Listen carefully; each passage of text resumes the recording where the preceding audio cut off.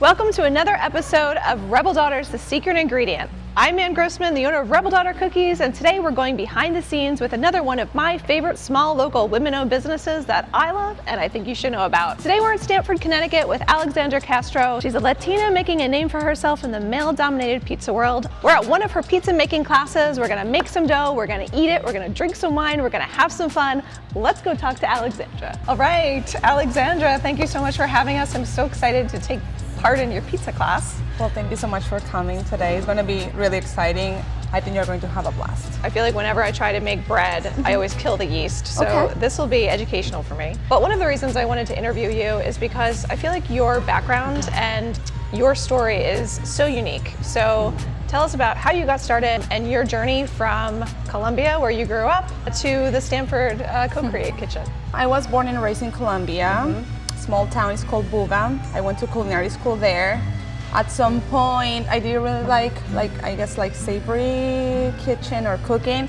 So I really wanted to go for pastry and baking. And then at some point, my dad thought that it was a really good idea to have a pizzeria. Why? I don't know. He just thought it was cool and it wasn't a family opportunity. Then I decided that it was too much for me, really. I was too young, so I wanted 22. to explore the world. Yes, exactly. That's when I got an internship at the Inn at Pound Ridge. The Inn at Pound Ridge by John George. Yes, correct. I was at the pizza station, but at the same time I was just in different stations. I was in pastry, I was grill. I did a lot of stuff. Then I moved to Montreal. Yes, so Magpie in Montreal is a dedicated pizza restaurant. Yes, and correct. you were the I was the head chef. The head chef. So I moved from the Inn at Pound Ridge to be the head chef at the pizzeria. Yes, if you ask me if I was ready, probably I wasn't, but I was applying to all the places to be a sous chef, and for some reason they were offering me to be the head chef. So I was Don't say for some reason, you know. Well, yes, but I don't know. I guess, yes. I know, but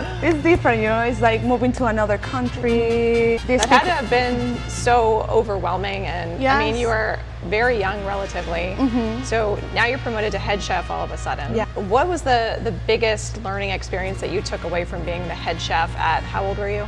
I was at that point 27. 27? Yeah, 27. At Magpie. I learned a lot of things in terms of management of a small business, pizzeria in another country, also with a team, but also in the product developing for the menu was very interesting because it was the first time that I was working the menu with seasonal ingredients and buying from farmers. Definitely something I learned is the networking, and I think it's really rewarding to see how we started this business 2024 and how we've been growing and people know us and we get to connect with really awesome people just like you. So why Neapolitan pizza? What makes Neapolitan pizza different than your average slice?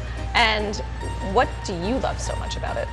I started making Neapolitan style pizza because I think it's kind of like a show. It's a whole experience. You have the wood, you have the fire, but on top of that, I just thought, well, Neapolitan pizza, it feels like the beginning of everything, right? And what I like about Neapolitan style pizza is, first of all, how it looks. I think it looks really pretty. But on top of that, I like the fermentation that you have into the dough. I like that it's a pizza that you can bake fast, so it's really good if you have events. Basically, what makes Neapolitan style pizza is you have two factors. One is going to be the oven, it's going to be hot.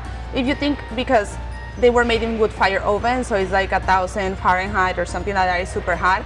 So what's going to happen is that you're going to have a pizza that is going to bake in a short amount of time. When it comes out of the oven, what's going to happen is that you're going to have a pizza that is soft and more chewy, and it's because you don't have a lot of time for the water to evaporate.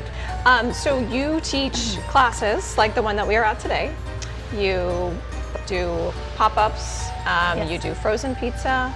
Where can we find you, and what are some of your other offerings in case somebody wants to catch you and try your pizza? Yes, so you can follow us on Instagram by Everything Dough, or you can follow me, Pizza with Ale, our website, everythingdough.com.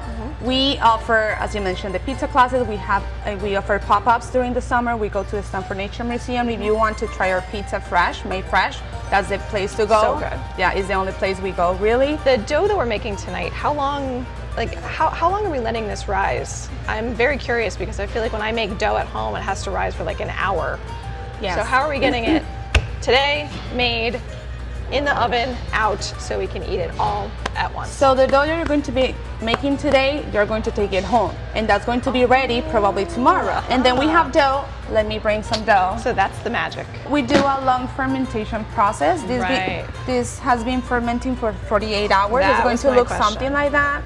So you're going to see the difference. Does all pizza, or is it just the Neapolitan that has to ferment for that long? Bread dough should ferment at least for 24 hours, so it's more friendly for you, because what's happening with the fermentation process is that you're breaking down the gluten network.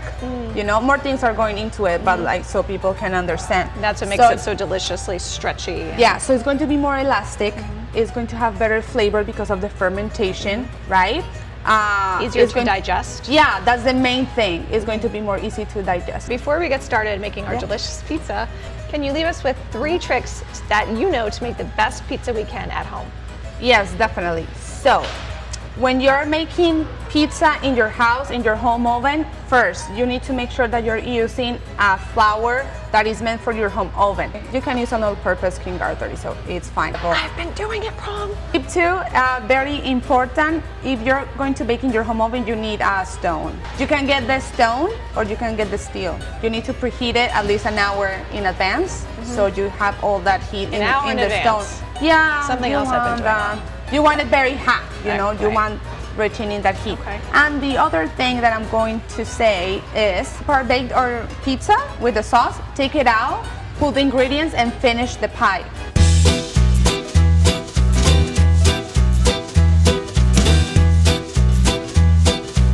Okay, very important question. Yeah. When do we get the wine?